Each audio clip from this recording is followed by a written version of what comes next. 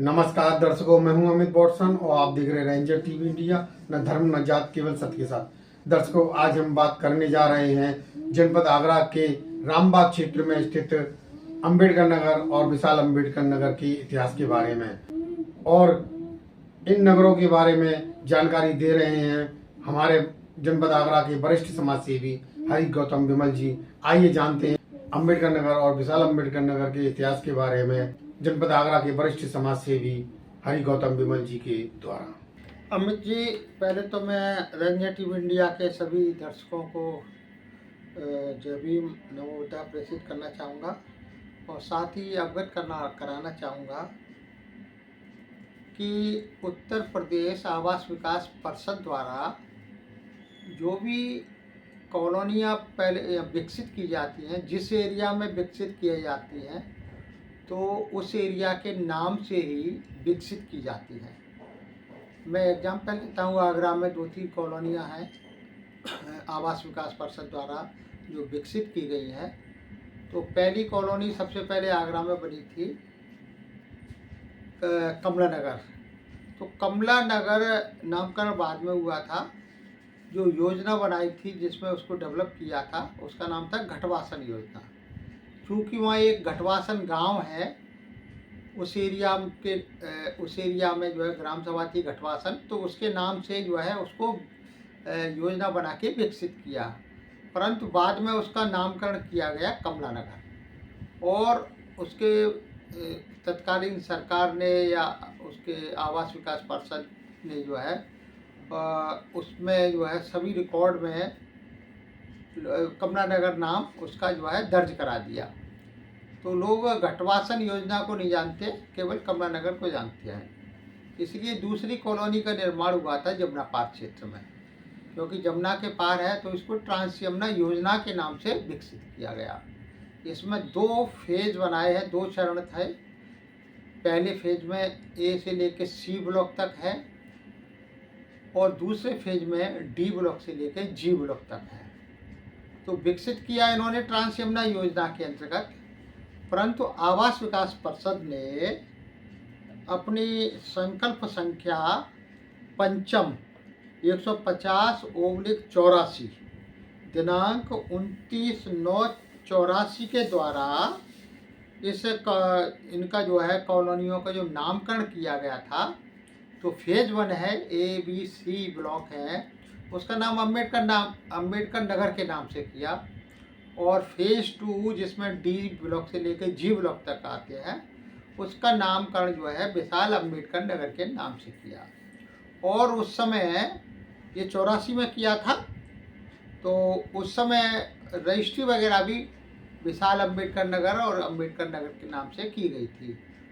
और आवास विकास परिषद ने बोर्ड भी लगाए थे। परंतु बाद में जब रोड का चौड़ीकरण विस्तारीकरण किया गया है इसका हाईवे का, तो जो है जो कार्यदायी संस्था थी उन्होंने बोर्ड वहाँ से हटा दिए।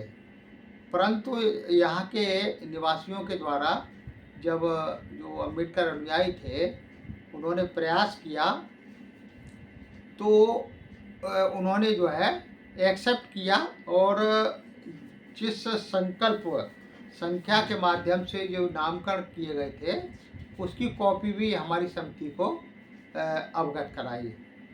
मैं अवगत करा दूं कि सन 1994 में यहाँ के अनुयायियों के द्वारा इसके कॉलोनी के नाम के आधार पर ही विशाल अंबेडकर नगर विकास समिति का गठन किया और उसका रजिस्ट्रेशन कराया। रजिस्टर ऑफ सोसाइटीज एक्ट में इसका रजिस्ट्रेशन कराया। और उसके बाद में इन्होंने इसके नाम को प्रचारित करने के लिए आवास विकास नगर निगम के साथ साथ अन्य प्रशासनिक स्तर पर भी, जैसे चुनाव अधिकारी के यहाँ और डीएम के यहाँ भी हम लोगों ने पत्र प्रेषित किए कि भाई जब इस कॉलोनी का नाम विशाल अंबेडकर नगर और अंबेडकर नगर रख दिया है तो इसको ट्रांस यमुना कॉलोनी लोग क्यों बोलते हैं। वो योजना थी, जब नामकरण खत्म हो गया तो योजना समाप्त हुई है। कॉलोनी का नाम तो विशाल अंबेडकर नगर और अंबेडकर नगर रखा गया। आज से 10-12 साल पूर्व मैंने जो है आवास विकास से इस संबंध में एक आरटीआई डाली थी और आरटीआई से जवाब मांगा था। तो उन्होंने जो है मेरा जवाब दिया, उन्होंने एक्सेप्ट किया कि हाँ, इस कॉलोनी का नामकरण परिषद के द्वारा अम्बेडकर नगर, विशाल अम्बेडकर नगर के नाम से किया गया है। तो मैंने उनसे कहा कि भाई आपने प्रचार प्रसार क्यों नहीं किया? तो उन्होंने बड़े बड़े 2 बोर्ड लगाए, एक गोयल नर्सिंग होम के पास लगा हुआ है और एक यहाँ टोरेंट पावर का जो ऑफिस है जी ब्लॉक में, वहाँ लगा हुआ है। तो उन्होंने बड़े बड़े बोर्ड लगाए जो इसका सबूत है कि कॉलोनी का नामकरण इन नामों से हुआ था। परंतु अभी भी सरकार के विभिन्न विभागों में इसका दोनों कॉलोनियों का नाम अम्बेडकर नगर और विशाल अम्बेडकर नगर के नाम से दर्ज नहीं है, जिसका समय समय पर हमारी समिति के द्वारा रजिस्टर्ड लेटर्स के माध्यम से और पर्सनल संपर्क के द्वारा विभिन्न विभाग के अधिकारियों, जिसमें नगर निगम, आवास विकास परिषद और जिलाधिकारी कार्यालय में संपर्क किया गया था। अभी फिलहाल हम लोगों ने जो है पिछले 9-10 साल में जो इसमें पत्राचार किया है, तो हमारे 2017 में हमारे पत्र संख्या 48 था, 22/12/17 को हमने नगर आयुक्त को दिया, नगर निगम को। फिर 17/12/17 को पत्र संख्या 49 के द्वारा जिला निर्वाचन अधिकारी नगर को पत्र प्रेषित किया और फिर उन्होंने जो जवाब दिया उसके आधार पर 3/5/2018 को पत्रांक 69 के माध्यम से उप जिलाधिकारी तहसील को हमने पत्राचार किया। फिर 5/2/21 को हमने जिलाधिकारी आगरा को भी संबंधित कार्यों को पत्र प्रेषित किया, परंतु सभी विभाग अपनी जिम्मेदारी को इधर उधर टालते रहे। उन्होंने जो है कभी भी इसका इनका मतलब उचित तरह से इनका जो है कहना चाहिए, इनका मतलब उसको जो है जो क्रिया जो अपना कार्रवाई करनी थी वो उन्होंने नहीं की और कॉलोनी का नाम जो है वो ट्रांस यमुना कॉलोनी के नाम से लोग बोलते रहे।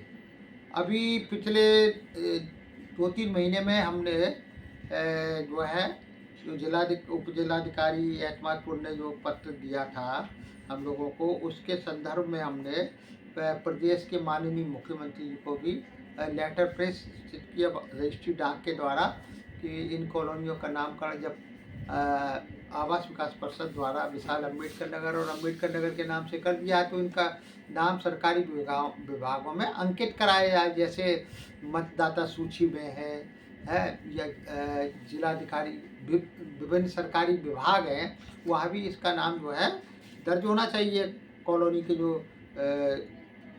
नाम रखे गए हैं, परंतु उनका मुख्यमंत्री कार्यालय से अभी तक कोई जवाब नहीं आया। मैंने एक अभी 2 महीने पहले जन सुनवाई पोर्टल है माननीय मुख्यमंत्री जी का जो उत्तर प्रदेश सरकार का, उसमें भी इस संबंध में एक मांग पत्र भेजा था।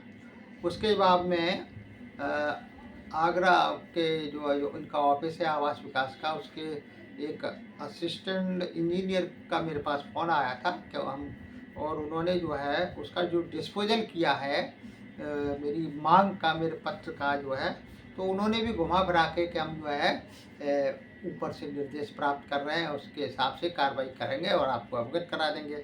अभी तक भी संबंधित एई ने मुझे कुछ भी अवगत नहीं कराया है। मैं कई बार फ़ोन करता हूं तो वो फ़ोन भी रिसीव नहीं करते हैं।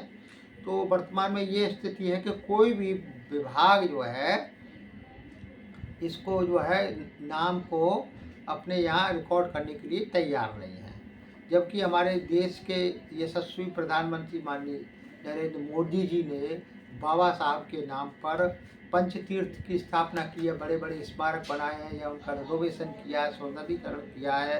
प्रदेश के मुख्यमंत्री माननीय मुख्यमंत्री योगी आदित्यनाथ जी ने भी जो है बाबा साहब से संबंधित जितने भी उत्तर प्रदेश का जो स्थल है या बुद्ध तीर्थ स्थल है उनका भी उन्होंने काफ़ी विकास किया है।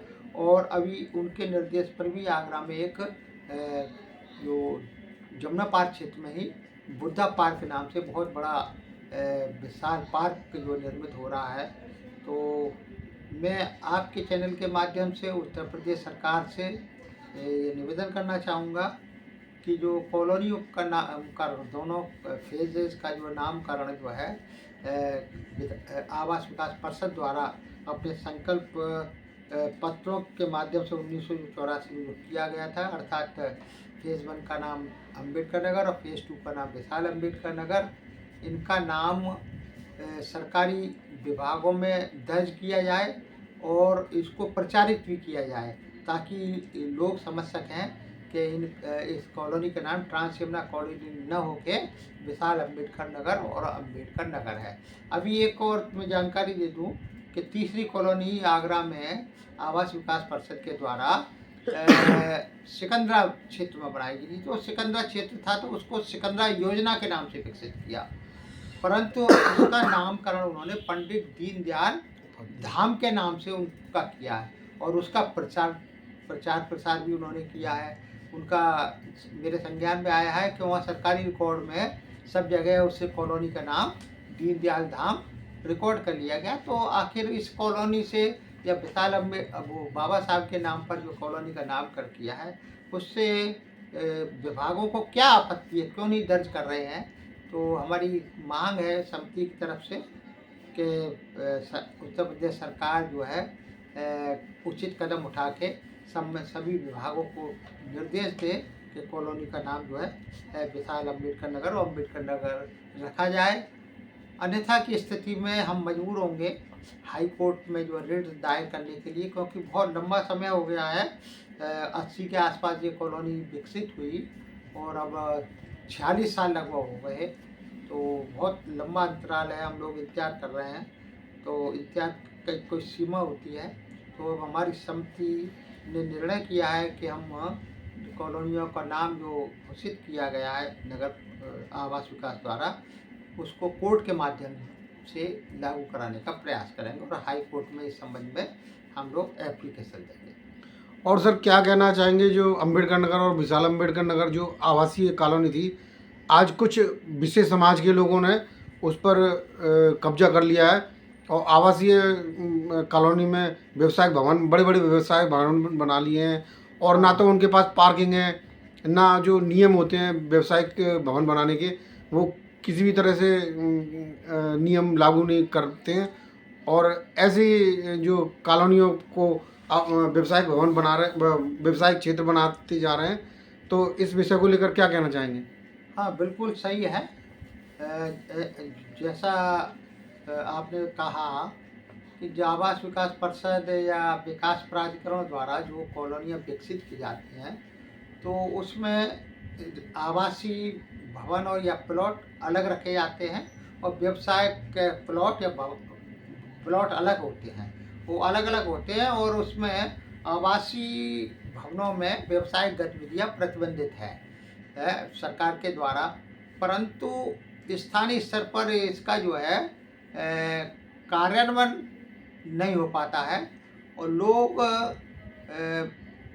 कॉलोनी के विशेष रूप से जो फेज 1 में यहाँ जो मेन जो रोड है उसका जो है भारद्वाज चौराहे से लेके पुलिस चौकी और आगे तक जो है, ये तो पूरी लाइन का पूरा व्यवसायीकरण कर दिया गया है और यहाँ दिन में 2 व्हीलर से निकलना भी बहुत मुश्किल हो पाता है। एनक्रोचमेंट कर रखा है, दोनों तरफ से दुकानदारों ने अपनी गाड़ियाँ खड़ी करती हैं, कस्टमर्स की जो है गाड़ियाँ खड़ी होती हैं, निकलने तक के लिए भी रास्ता नहीं होती है। ये गैर कानूनी है। इसको जो है आवास विकास परिषद द्वारा, नगर निगम के द्वारा और पुलिस के द्वारा संज्ञान दिया जाना चाहिए और जो अतिक्रमण किया गया है उसको समाप्त करने के साथ साथ आवास विकास परिषद के द्वारा जो आवासीय भवन है उनमें व्यवसायिक गतिविधियाँ हो रही हैं उसको समाप्त करने के लिए उचित कार्रवाई करनी चाहिए। दूसरा क्या है, देखिए जो कॉलोनियाँ विकसित की जाती हैं, चाहे विकास प्राधिकरण द्वारा चाहे आवास विकास परिषदों द्वारा, तो इसका मूल उद्देश्य रहता है कि वहाँ जो लोग निवास कर रहे हैं वहाँ शांतिपूर्ण वातावरण में वो रह सकें, क्योंकि बस्तियों में इतना कंजेस्टेड मामला होता है, प्रदूषण भी रहता है, चाहे ध्वनि प्रदूषण हो, चाहे वायु प्रदूषण हो। उससे बचाव के लिए कॉलोनियाँ विकसित की जाती हैं, वहाँ हरे भरे पार्क भी बनाए जाते हैं, उनको विकसित किया जाता है ताकि लोग जो है अपने स्वास्थ्य को सही रख सकें। परंतु इन दोनों कॉलोनियों के दोनों फेजेज में जो व्यवसायीकरण इतने बड़े पैमाने पे किया गया है, जिससे जिससे जो है एक तो ध्वनि प्रदूषण बहुत बड़े पैमाने पर होता है, और वैसे भी वॉइस प्रदूषण भी बहुत ज़्यादा होता है कि जब सैकड़ों की संख्या में फुटपाथ पे दुकानदारों के यहाँ हज़ारों की संख्या में लोग आते हैं, तो शोरगुल भी करते हैं, जिससे वहाँ के स्थानीय निवासियों को की शांति भंग होती है और राहगीर को भी परेशानी होती है। तो इसका संज्ञान लेना चाहिए संबंधित विभागों को, चाहे आवास विकास परिषद हो, नगर निगम हो, पुलिस विभाग हो, और तदनुसार कार्रवाई करके जो सरकार के मापदंड है उनका पालन करना चाहिए।